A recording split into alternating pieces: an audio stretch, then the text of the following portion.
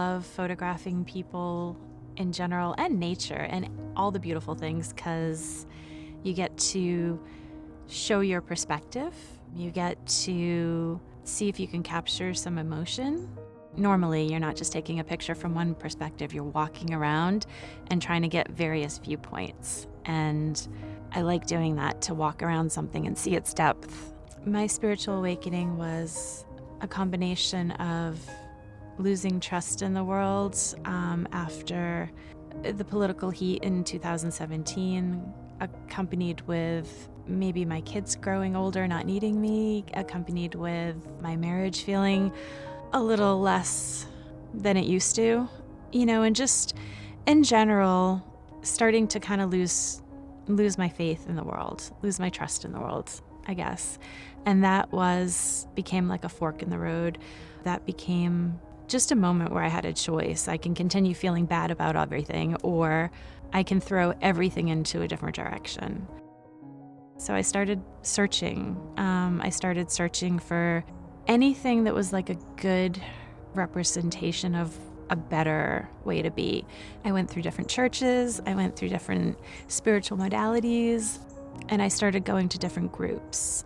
And I started watching what I listened to, watching what I watched on TV. We consume a lot of negativity accidentally. So I started really curating all the things that I listened to, and I was really surprised at how it started to make a difference. And I found Lisa McCourt's Joy School group, and I wasn't really a group person. I was kind of a loner. I'm kind of like, I do my own thing. I love people, but I was just never one to talk in a group. I'm kind of an introvert, but she made me feel really comfortable. And everybody in the group was really raw.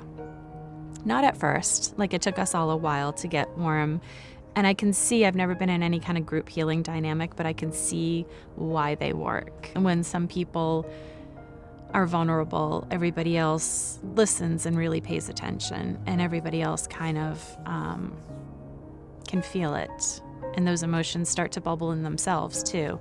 So it was a process of learning to do things differently, learning to meditate, learning to pause before I reacted to things, which is what meditation teaches me. It was learning to own my own stuff, because if I wanted to trust the world again, I needed to find truth. And if I needed to find truth, I needed to find truth in myself first.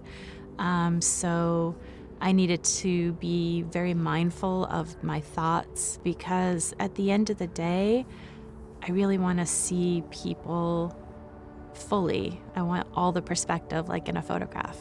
And doing that really expanded like everything. I have so much more peace and so much more joy now. It wasn't always comfortable. I didn't like all of the things that I found out about myself. It was eye-opening, because I feel like I was just kind of an average person, and now I have above average peace. I'm still an average person, and I'm still a work in progress, but I have like this above average peace. Even when things go wrong, even when things go terribly wrong, I can handle them completely different. I don't go to my old emotional reactions. I pause, and I kind of try to see the whole perspective, and I try to see it from the other person's view.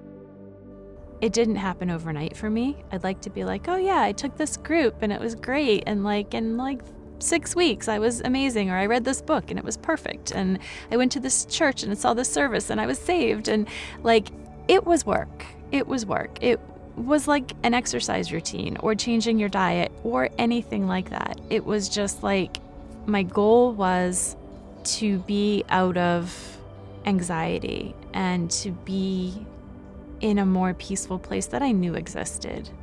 I've felt love before. I've felt peace before. I knew those things existed. So it was just me working towards that. A lot of these principles of looking within and being mindful and changing your own habits and seeing the light and the love in each person, even if it's buried, by their story and by their past. These are principles that are not new, right? These are principles that are kind of like the cornerstone of almost every spiritual teaching, right? They are not really rules. They are just suggestions. If you want more peace and you want more love, these are kind of steps, and you don't have to do the steps. It might take you longer to get there.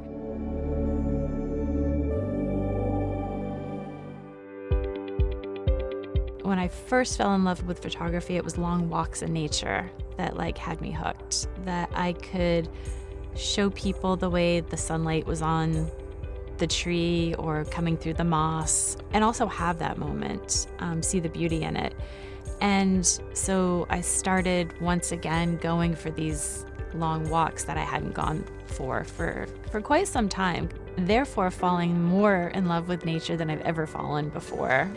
My goal in the future is to do some sort of nature charity. I've been curating a bunch of nature prints and cards, and I'd love to do something where a proceed of it, like 20% or something, goes back to some sort of conservation.